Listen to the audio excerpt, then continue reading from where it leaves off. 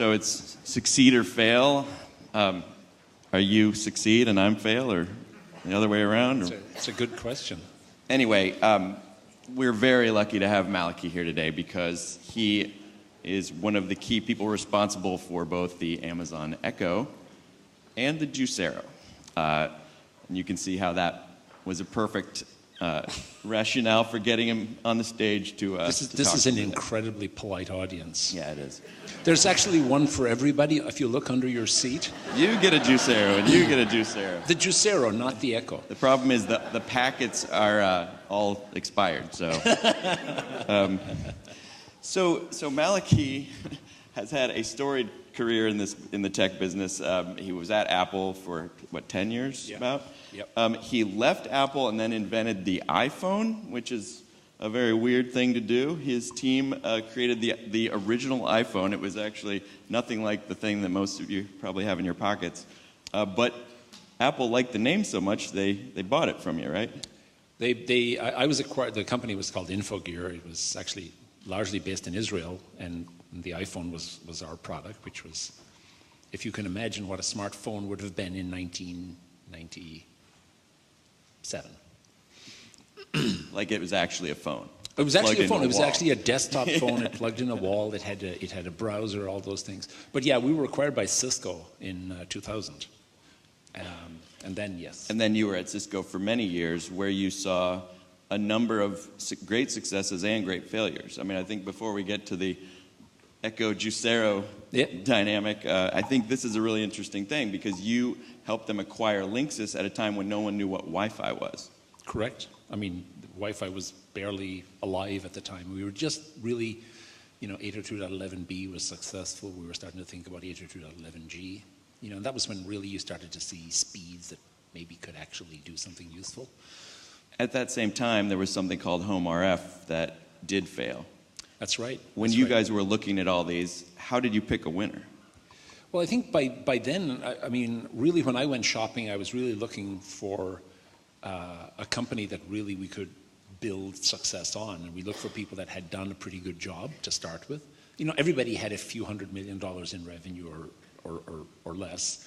We picked Linksys because honestly, they were the most successful of what was a pretty narrow category of companies at the time. Netgear and... There was Netgear, D-Link, SMC, a whole bunch of companies, many of them that don't even exist any longer. And then you were also at Cisco when the Flipcam was acquired, but you weren't part of that, right? Yeah, Flip was acquired really actually to sort of supposedly really consolidate the consumer business for Cisco. And I think, this is one of the challenges that companies always face is that, home networking feels like a consumer product, but it actually sits in a kind of a special category by itself. And mainly none of the big consumer companies ever really address that space. Whereas if you think about cameras, every consumer company really feels that that's one of those categories that they ought to be a player in. Right. Do you guys remember the Flipcam? It was that little, what was it, like $150 maybe or something, and it was like low resolution and just had like one button and you could take a video. Well, I think what it really did, I think was really smart was, I mean, first of all, it actually started to popularize video for consumers, and it made it very simple for them to actually pull video off a camera and put it onto a laptop and figure out how to share it. And really, there wasn't anything like that around prior to Flip. And then suddenly the smartphone came and killed it. Absolutely. I mean, there was... Well, the flip phone has eaten, almost every camera business on earth, right?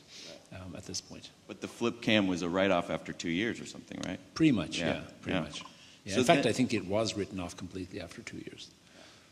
So you, shortly thereafter, went to Amazon. I did. I always tell people the story. I mean, I had started thinking, I'd been actually thinking about and working on the idea of streaming video long before it was practical. And maybe that's one of the lessons in product is it can take a long, long time for something to really come to fruition, and a lot of people don't have the patience to stick with something. But Amazon, at the time you went there, was a website that sold stuff. It was, but they were increasingly growing the business of, let's say, the intangibles. So e-books had become quite successful for them.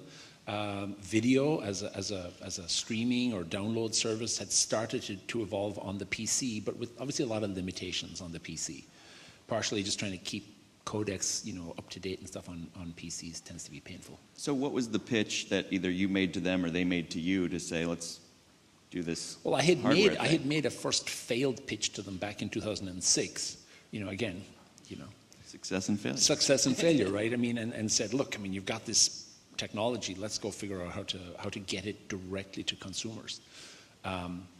What was really important by the time I got there in 2011 was that the Prime Video, which was becoming part of that whole offering for every Prime subscriber, was really invisible to consumers.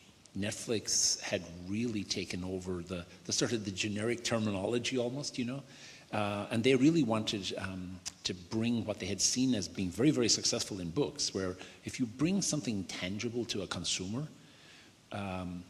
sometimes that has this really powerful effect on brand identity and brand loyalty.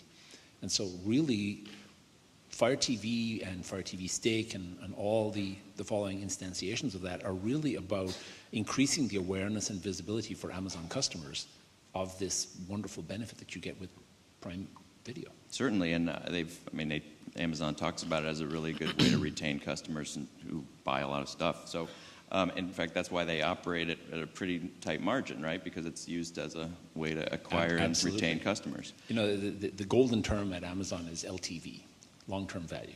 Yeah. It's never about, can I make money on this device today? Most of us sell hardware, and every interaction with the customer from that point on is a loss. So Fire TV is something that we could all wrap our heads around, but there was a time in around, 2013, 2014, when a tennis ball can that talks to you seemed like a pretty weird idea. Before we all heard about it, which was, I remember that day, and we were calling Amazon saying, is this a joke? It's not April 1st, what's going on? But you were in the room when it was presented to Jeff and everybody. What was that like?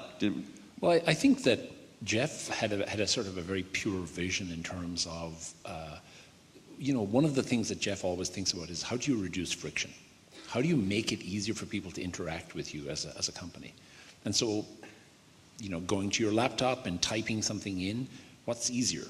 Easier is talking to it. I don't know that it's evolved exactly that way. I doubt very much if we were thinking so much about its place, for example, in the connected home or the connected kitchen when we started working on that. And really that first device was first and foremost critically important in terms of how do you build the understanding, how do you collect utterances, as the technical term is, so that you can actually continue to improve your voice recognition engine on the back end. And really that first device was designed to be optimized around what is the simplest form factor, what is the least number of complex things we can put in there that we can launch into the public and really start increasing our penetration and increasing those collection of utterances. So I know that Amazon itself was surprised by the success of the Echo. I've Dave Limp, who runs the hardware division, he's proud of it, but I think even he was kind of thinking, wow, that's more than we thought, bigger than we thought. How was the risk evaluated? I think a lot of people in this room want to know, placing money on a talking tennis ball can seems like a weird bet to make. What's the risk conversation?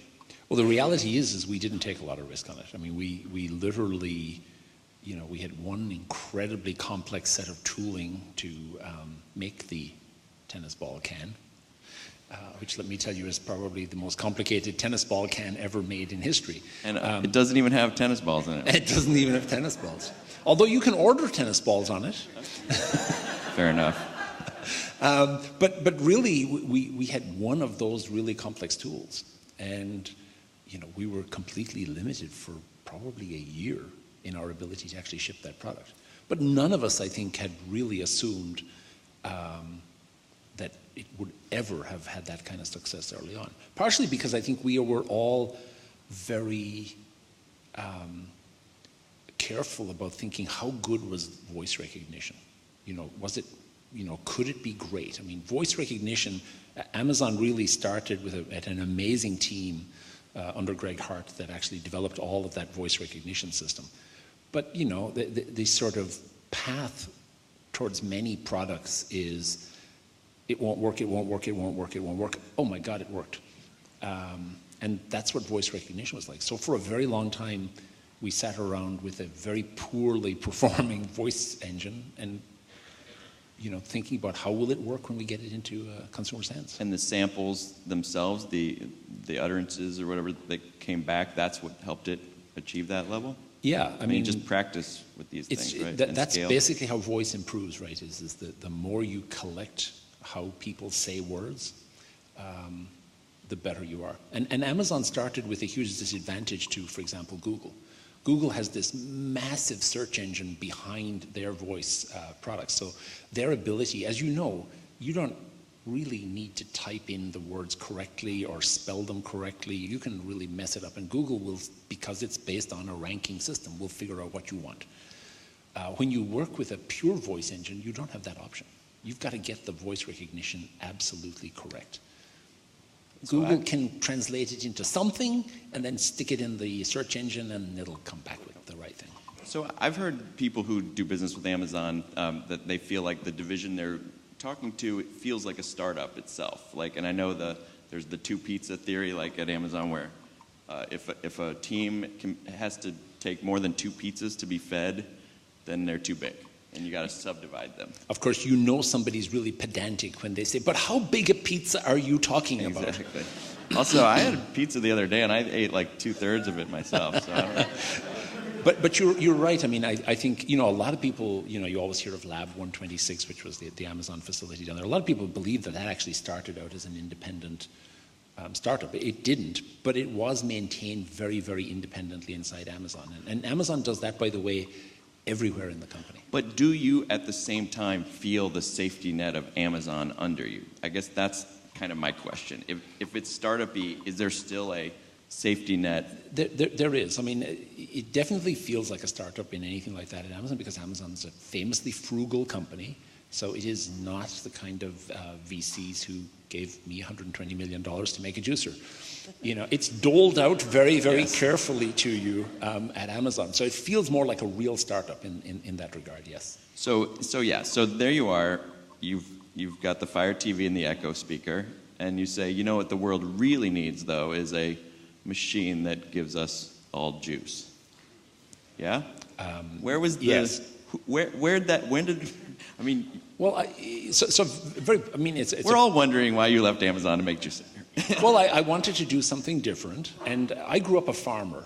I still have a farm in Ireland. I still go back there all the time, and I was really looking for something that really started to, so much IoT was IoT for the sake of IoT, and I wanted something that somehow tied together a lot of things. And so when I first heard about it from Kleiner and got the impassioned speech from Doug, I really thought that this was a wonderful way of kind of tying together a whole bunch of passions that I've had in life.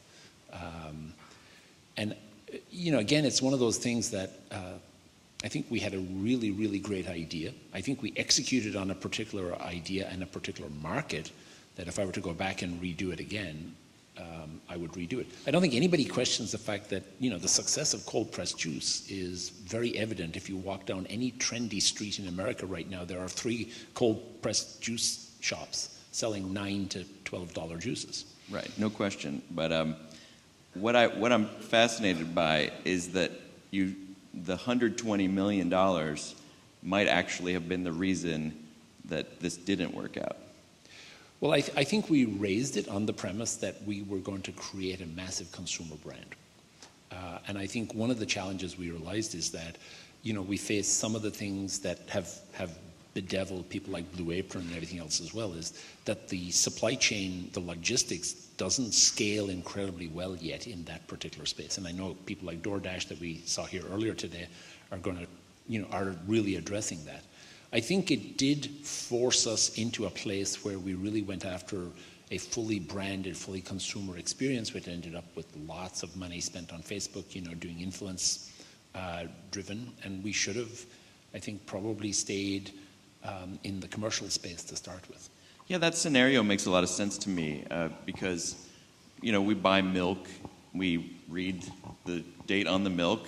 If it's past that date already, we throw the milk away. But if you're dealing with a commercial environment where somebody's bringing a crate of milk and someone's putting it into a cupboard where, it may or may not be handled by hundreds of people and someone grabbing it, and whose responsibility is it? And at that point, having something that can identify the freshness of this particular commodity seems like a great idea. Well, we took on a challenge that nobody else had done. It used to be that you could go and buy fresh pressed or squeezed juice until the famous Odwalla scandal back in, 15, 20 years ago. And that was actually when the FDA brought in what they call the juice HACCP rules, which made it incredibly difficult, in fact, impossible to sell fresh juice. Say it again. Juice HACCP. Don't ask me to remember what the hell that acronym is, but there are plenty of people in the audience here who can tell you what that is, I'm sure. But it's really about just the management of risk when you're dealing with fresh produce. So we had to really do something completely different to actually be able to ship a product that was not pasteurized, because milk is pasteurized. And so it's very, very safe. And the other thing with milk is when milk goes bad, your nose tells you it's bad. For a lot of the issues that you have with fresh produce, why people get sick with from spinach or romaine or whatever is it doesn't smell bad. And so it's one of those quirks of, evolution that we have to be careful about. So the Bloomberg story where they pressed the juice with their hands kind of made a big splash, but I think there was a Chinese chip in those packs, actually. That's right. That's actually what was wrong. Blame it on Super Micro. The question is, behind the scenes, yes, was there a turning point that had nothing to do with that, where you realized this wasn't going to be a long-term thing, or was it? Well, I think that was definitely a nail in our coffin, for sure, even though it didn't fully tell the story. But I agree with you. I think we had already begun to see just the challenges of acquiring market share, because we'd already had, if you remember, we became sort of the poster child for Silicon Valley excess and VC ineptitude. And so, we had a lot of negativity around the whole opportunity earlier than that. But really that challenge I talked to you about was getting 5 to 10 packs or 20 packs a week to individual consumers is just a very expensive process that the supply chain is not well suited for. If you think about your average UPS truck or FedEx truck, unless you put a huge amount of ice or dry ice and a huge amount of insulation, which then leads you to a lot of expense and leads to a lot of frustration. This is not frustration-free packaging at that point. Whereas if you think about how the commercial supply chain works, where cold chain deliveries are happening every single day at every Starbucks, at every 7-Eleven, every coffee shop you can think of, every restaurant you can think of. So that really highlights some of the challenges we faced in that particular part of the supply chain. These sessions are so short, I feel like I could talk to you for another hour, and maybe you guys feel somewhat the same, or maybe not. They can't wait to just leave with their juiceros. The question that they might have, that's right. The question that I think a lot of people have, and I'll just give you the rest of the time to do, is advice for people, founders, people who are working in scrappy startups. What are the 3 lessons that you want to share with these folks today? Well, I think the one lesson, obviously, the first lesson I think is really always think about your customer first. If there's any one lesson, from Amazon, it's always think first about the customer. And so I think when you think about that and you really think about how you engineer working backwards from that perfect consumer experience, that's how you really get to successful products. I think the second thing is really think very, very deeply about the really critical features that you have to have and the ones that would be nice to have. Because one of the risks sometimes is we try to get everything into the first generation of a product. And Apple's the proof of it. Their latest product is always the best ever, and nobody thinks about what their first product in a particular category looks like. And I think those are 2 of the critical aspects. And the other one is, I would say, cultivate the press. We can be very nice. Stay well in with the third estate. or the fifth estate. Does that mean you yield the remaining 12 seconds to me, sir? Anyway, I really apologize that we didn't have time to take questions, but we're around, and I'll be around as well if anybody feels interested in chatting. I'll be happy to do so. So let's give a round of applause to Malachy Moynihan, guys. Thank you, sir.